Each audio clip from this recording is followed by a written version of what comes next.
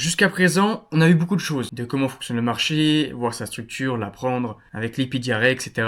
Maintenant, il faut également comprendre une notion très importante sur le marché, la notion de time and price. Qu'est-ce que le time and price? Déjà, le price, c'est le prix.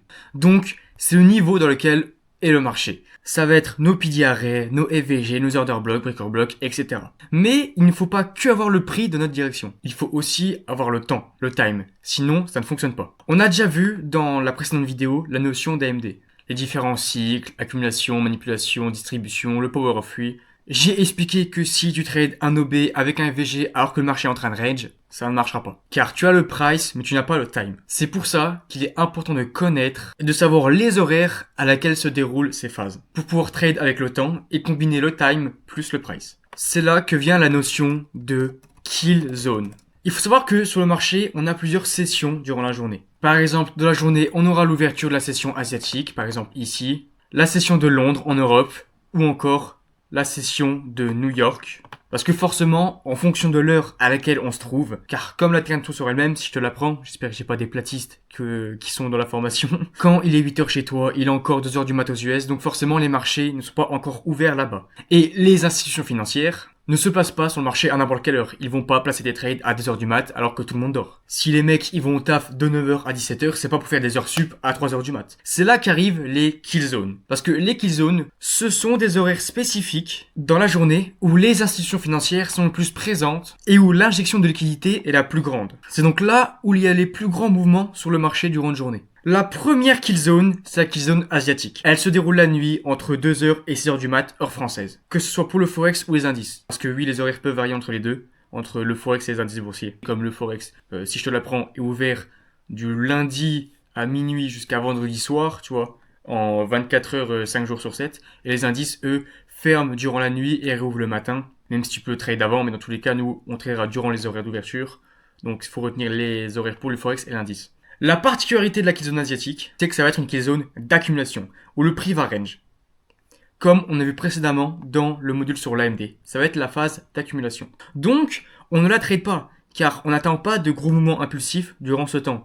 À part sur certaines paires de Forex ou actifs financiers, indices, qui sont beaucoup tradés en Asie. Mais pour ma part, je ne trade pas ce genre d'actifs, et je n'ai pas non plus envie de me lever à 2h du mat chaque nuit pour trade forcément. Donc on l'ignore et on la trade pas. Ensuite, en second, on a la kill zone de London, Londres, qui se déroule le matin de 8h à 11h pour le Forex et de 9h à 11h pour les indices. Sa particularité, c'est qu'elle va généralement être une kill zone de manipulation, dans laquelle on va aller prendre la liquidité de la session asiatique pour lancer un mouvement. Elle va servir de prise de liquidité avant une possible expansion dans la kill zone suivante. Et enfin, on a New York AM. J'ai oublié de mettre AM juste ici. Pourquoi? Parce que c'est pour le matin de New York. Donc elle se déroule l'après-midi pour nous, de 13h à 16h pour le Forex et de 15h30 à 17h sur les indices heure française. Alors faudra juste faire gaffe des fois pendant le passage en heure d'hiver, parce que nous on passe en heure d'hiver avant les States, et du coup eux ils sont pas encore passés en heure d'hiver, donc quand le marché ouvrira, il sera pas à 15h30, mais il va être par exemple à 14h30. Actuellement, il est à 14h30 parce que voilà,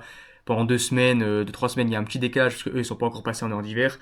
Mais à part ça, c'est tout le temps les horaires là. Du coup, check avant de regarder quelle heure il est à New York.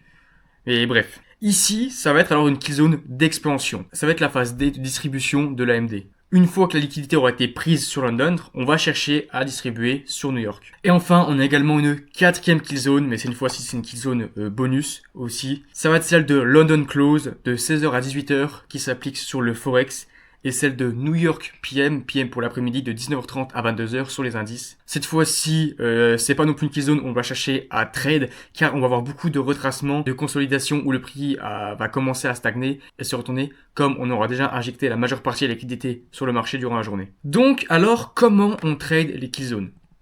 Nous, notre objectif, c'est de trade durant ces deux kill zones-là. Londres et New York, IM. On a la chance ici en France de pouvoir choisir de trade soit London le matin, soit New York l'après-midi, parce que du coup, durant la journée, on a les deux qui se déroulent. Si on aurait été à New York, Londres, ça se déroule entre 2h du mat et 6h, donc forcément, Faut se lever un peu tôt si tu veux trade Londres à New York. Mais ici, on n'a pas ce problème parce que le matin, on a la killzone de Londres et l'après-midi, on a la killzone de New York. Du coup, c'est parfait. Bien sûr, c'est vraiment primordial de trade durant ces killzones en tant que day trader parce que c'est le principe de time and price. Car si tu as un setup mais qui dit 7 heures, donc on est hors la killzone, ça ne marchera pas parce que tu auras eu le price mais pas le time qui est avec toi, alors qu'il faut combiner les deux pour que ça fonctionne. Donc, si tu ne peux pas trade durant ces horaires-là, parce que soit tu taffes, ou tu peux pas être derrière les écrans, alors tu ne prends pas de trade et tu ne fais pas de day trading. Et à la place, ce que tu peux faire, c'est t'orienter sur du swing trading. Parce que en swing trading, comme tu trades sur des plus grosses time frames, t'as pas besoin d'utiliser les killzones. Tu trades sur du 4 heures daily, donc c'est pas nécessaire. Parce que ici, on parle vraiment d'unité de temps, tu vois, de quelques heures de la journée, alors qu'en 4 heures, tu vois, on voit même pas toute la killzone limite. Du coup, au début, si t'as pas le temps de trade durant ces horaires-là, trade en swing trading, et plus tard, tu pourras faire du backtest sur du day trading si tu veux pendant les week-ends, mais ne trade pas en dehors de ces horaires-là, ça va vraiment pas tenir. Alors maintenant, comment repérer les killzones? Soit tu regardes à chaque heure, à chaque fois ici, quelle heure on était, quel mouvement on a fait, et t'essaies de dire ok, bah ici c'était l'ouverture asiatique, là c'est je vois c'est fermeture et tu fais ça à chaque fois pour regarder quel mouvement on a fait durant cette période de temps. Mais franchement, c'est pas très pratique et c'est fastidieux pour rien. Alors à la place, je vais te donner un indicateur que j'utilise et qui est noté à ma place. Tu vas aller ici dans indicateur, dans la barre de recherche indicateur et taper ICT Killzone et tu vas prendre celui-là, ICT Killzone plus pivot avec marqué entre parenthèses TFO avec 32 000 utilisations, bon, c'est un des plus utilisés du coup. Il va apparaître juste à gauche ici dans tous tes indicateurs. Tu vas aller sur le bouton paramètres, tu cliques dessus et tu vas le paramétrer comme ceci. Alors au début on a beaucoup de paramètres, t'as pas besoin de tout appliquer, tu vas voir. En premier c'est la session de reliming, c'est le nombre de sessions que tu affiches à chaque fois. Time frame limit, c'est l'unité de temps à laquelle tu veux enlever l'indicateur parce que forcément, moi je mets 1 heure parce que au-delà de 1 heure sur du 4 heures, on ne voit plus les killzones, du coup ça ne sert à rien. Time zone, tu vas mettre America, New York. Comme ça, elle sera toujours paramétrée sur celle de New York et tu auras juste à modifier les horaires juste ici pour bien la paramétrer. Ce que tu vas faire ici dans Killzone, c'est que tu vas mettre Show Killzone Box. Tu vas cocher les trois ici. Asia, London et New York. Et tu vas mettre 16 horaires dans ce Killzone. Pour Asia, tu mets de 20h à 2h du matin, parce que c'est l'horaire New York, mais chez nous, du coup, ça fait de 2h du matin à 6h, comme il y a un décalage de 6h. London, pour le Forex, tu vas mettre entre 2h et 5h du matin. Alors là, j'ai mis entre 3h et 6h, parce que je vous ai dit qu'on est passé en heure d'hiver, mais pas aux États-Unis. Du coup, il y a un décalage, mais ça mettra du coup à l'heure actuelle. Mais au moment où tu regardes cette vidéo, tu mettras 2h et 5h pour le Forex. Et pour New York IM, je vais mettre ici de 7h à 10h pour le Forex. Et de 9h30 à 11h pour les indices. Pour ce qui est du reste, on s'en fout, il n'y a pas besoin de cocher grand chose. Tu l'appliques, tu l'actives. Et voilà ce que tu auras sur ton graphique. Et maintenant, voilà, tu as les killzones d'afficher sur ton graphique. Et tu vas remarquer qu'avec les killzones d'afficher, tout va être plus clair. Regarde, j'ai choisi les mêmes couleurs que j'ai utilisées pour t'expliquer l'AMD. Et c'est pas un hasard. On a ici, en violet, la killzone asiatique, qui consolide. Puis en bleu, on a London, qui elle, va aller chercher la liquidité de Asia, commencer à se retourner et à rejeter. Et enfin, la turquoise juste ici, la killzone de New York, qui va faire une expansion suite à cela. Donc, faire la phase de distribution. Alors ici, l'exemple est pas top parce que on est sur Nasdaq, donc un indice américain. Alors on aura beaucoup plus de puissance sur l'indice américain et en plus, j'ai même pas bien paramétré la killzone pour que ce soit pour les indices. Mais si on part sur du Forex, on va aller sur Euro-USD. Par exemple, ici, on est sur Euro-USD en 15 minutes. Qu'est-ce qu'on remarque? On a la killzone asiatique juste ici, en violet, qui fait un énorme range. Ensuite, que fait London à l'ouverture? Juste ici. Hop. Ouverture de London, il est 8h. On prend la liquidité de la session asiatique. Et ensuite, on plonge à l'inverse. Petite phase de manipulation et ensuite, on commence la phase d'expansion. Sur tout Londres, on descend. À la fin de la keyzone, on va retracer. Comme on le voit ici, on fait un énorme retracement parce que c'est la fin de la keyzone. Et qu'est-ce qui se passe sur New York? Tant qu'on est encore dans London, on va continuer la distribution pour descendre encore plus bas. Et à la fin de la journée, quand on quitte la keyzone, regardez, le marché redevient calme, on a beaucoup moins d'ordres qui sont injectés, etc. Si on retire les keyzones, on comprend beaucoup moins ce qui se passe sur le marché. On ne sait pas pourquoi ici on prend la liquidité, pourquoi ici on retrace, puis on se retourne, etc. Sans les keyzones, c'est beaucoup plus brouillon. Mais dès qu'on les affiche, on comprend que ici on a range parce qu'on était de la session asiatique, que sur London on a pris une liquidité avant de repartir, et que sur New York on a continué l'expansion avec London. On peut revoir encore une fois un exemple juste ici. Là, on repart la session asiatique qui range. London qui va chercher les bas avant de partir sur une expansion. New York, qu'est-ce qu'il fait? Il retrace dans London, juste ici, et continue une expansion. On peut revoir un exemple juste ici. On remarque ici la session asiatique qui range tout le long. London qui va chercher les hauts juste ici. Hop, il prend la liquidité de la session asiatique, commence à rejeter. À la fin de la key zone, regardez. Eh ben, on retrace, parce que la key zone est terminée. Dès que New York ouvre, juste ici, on retrace à l'intérieur de London et on continue l'expansion à la baisse. Donc maintenant, à chaque fois que tu trades sur du forex des indices, tu dois savoir les questions que tu dois te poser à chaque zone. Par exemple, ici, qu'est-ce qu'on a? Je suis sur le DAX, le CAC 40 allemand en gros. On a la zone asiatique juste ici. Je repère le marché, je vois qu'on est sur une tendance haussière au final, que ici on a retracé dans les 0,5 pour continuer l'expansion probablement. Donc qu'est-ce que je note? Je peux noter tout d'abord le swing high juste ici. Ça peut être une potentielle target. Je peux aussi noter ici le haut et le bas de ma zone asiatique. Pourquoi? Parce que j'aimerais qu'on prenne une de ces liquidités avant de partir dans une direction. Donc l'idéal, c'est quoi? C'est qu'à l'ouverture de la session de Londres, on prenne les sessions asiatiques, qu'on revienne ici dans un fair value gap, ici on en a un juste là en plus, avant de potentiellement repartir dans l'autre sens. Du coup, qu'est-ce qui se passe? Hop. Voici ce qui se passe. On est à l'ouverture de Londres.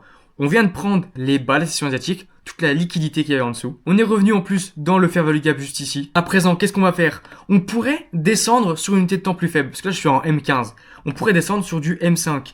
Qu'est-ce qu'on remarque sur du M5? On a pris liquidité. Qu'est-ce qui se passe maintenant? Hop. Regardez, ici, on a un order block. La dernière bougie haussière qui nous a servi à prendre la liquidité. Et qu'est-ce qui se passe? Le prix rejette cet order block. On va au-dessus. Ça nous crée donc un breaker block sur le marché. Et qu'est-ce qui se passe? Maintenant, on peut se dire, ok, on peut potentiellement partir à l'achat très loin vu qu'on a une target juste ici. On peut placer un ordre d'achat ici, quand le prix est revenu dans l'order block, et chercher à les targets quoi, par exemple? On a le haut de la session asiatique juste ici, qui peut être une très bonne target. Et sinon, on peut target encore plus loin le swing high qu'on avait noté juste avant ici, parce qu'on est sur une tendance haussière sur les plus hauts time frame, juste là. Maintenant, on va voir comment on va réagir sur Londres. Sur Londres, on continue l'expansion, on prend la liquidité asiatique juste au-dessus. Sauf que malheureusement, regardez ce que le prix va faire juste ici. Il va s'arrêter juste avant le swing high et commencer à se retourner parce que on était vers la fin de la key zone. On commence à s'essouffler. Donc à partir de là, ce qu'on peut faire, c'est soit couper ses ordres à la fin de la key zone. Généralement, à la fin de la key zone, on risque de se retourner sans prendre la liquidité. Du coup, on peut fermer ses ordres ici. Ou alors, ce qu'on fait, c'est qu'on attend la key zone de New York pour espérer une continuation. Donc là, qu'est-ce qui va se passer? Le prix ne va pas chercher la liquidité. On crée donc du coup deux hauts très proches. On appelle ça des equals high. Pourquoi? Parce que on a deux hauts qui sont quasiment au même niveau. C'est une liquidité très puissante qui va attirer beaucoup le marché vers lui parce que, en plus d'accumuler tous les ordres qui sont ici, on va accumuler tous ceux qui étaient là. Plus on a des hauts et des bas qui s'accumulent sans se prendre, plus on a de liquidité qui reste derrière ces hauts et ces bas. Donc on crée une liquidité très forte. On a quitté la session de Londres. Donc maintenant, ce qu'on va attendre, c'est qu'on se retourne. On va attendre la session New York. Regardez, on prend toujours pas le bas. Qu'est-ce qu'on va faire sur New York? On va retracer ici, à l'intérieur de Londres. À l'intérieur de quoi? Si on part sur du M15, voici dans quoi on rentre. On retourne à l'intérieur ici de ce FVG là, qui n'avait pas été touché encore. Également le breaker block, qu'on a juste ici, comme on le voit très bien, qui a servi à prendre la liquidité cette fois-ci en M15. Le breaker block en M15, parce qu'on a beaucoup de tir au-dessus. Breaker block, order block. Si on fibre l'expansion en plus, qu'est-ce qu'on a? On retourne en dessous de 0,5, donc on discute, mais en plus en zone OTE. Ici c'est parfait, qu'est-ce qu'on peut attendre maintenant? C'est simple. À partir du moment là où tu as toutes ces confluences, plus les equals low ici qui n'ont pas été pris, tu peux chercher de prendre un trade, encore une fois, à l'achat. Soit en plus de ton trade actuel, c'est-à-dire en mettant ton trade à break-even, donc ici, et continuer à target les equals high juste là. Et on va voir maintenant comment le marché va réagir ici. On va rentrer dedans, on va rejeter, et on va directement partir avec notre target. Et puis là, on voit que le prix commence à rejeter dans cette zone parce qu'on a pris la target de la journée. Donc, plus besoin de garder ses ordres. On quitte tout ici. On garde plus de trade. Et voilà. On a du coup deux trades gagnants si on aurait gardé le trade sur Londres. Valide. Ce qui nous aurait fait une super journée, avec des super ratios en plus. Ça montre vraiment que c'est super puissant quand on sait les repérer et les maîtriser. Si par exemple ici à la place j'avais pas mis les clés zones, ça aurait été beaucoup plus brouillon. On serait dit ok, pourquoi on prend la liquidité ici, pourquoi on rejette, pourquoi ici on va pas prendre le swing high et on commence à rejeter et à consolider parce qu'on n'était plus dans la key zone, pourquoi on retourne à l'intérieur ici pour continuer l'expansion parce qu'on était revenu ici dans New York et cette fois-ci dans New York on retourne dans Londres pour continuer l'expansion, bref, alors que quand on ajoute les key zones maintenant tout nous paraît clairement plus clair. On a la session asiatique qui consolide, Londres qui manipule et qui commence une expansion, et New York qui retrace dans Londres pour continuer l'expansion ou se retourner. Donc voilà, maintenant intègre ceci dans ton trading. Trade toujours durant ces horaires, pas avant, pas après, sinon ça ne tiendra pas. Faut toujours que tu combines le temps plus le prix pour avoir le plus de chance sur le marché, sinon ça sert à rien. L'un ne fonctionne pas sans l'autre. Alors désormais, mets ça dans ton trading, applique ça. Si tu as des questions, pose-les moi, je suis là pour ça. Et sinon, tu peux passer à la suite.